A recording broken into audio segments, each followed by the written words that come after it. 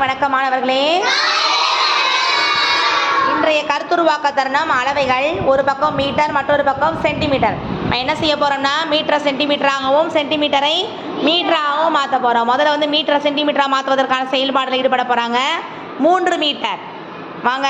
1 2 3 3 metre 300 centimetre. நன்று. அடுத்ததாக 7 metre.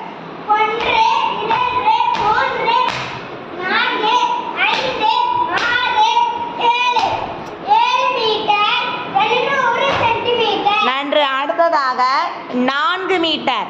1 2 3 4 4 centimetre 400 centimetre. இப்போ இவங்க மீட்டர் என்ன பண்ணிருக்காங்க, சென்டிமீட்டரா மாத்தியாச்சு. அடுத்து வரவங்க என்ன செய்ய போறாங்க, சென்டிமீட்டரை மீட்டராக மாற்ற போறாங்க.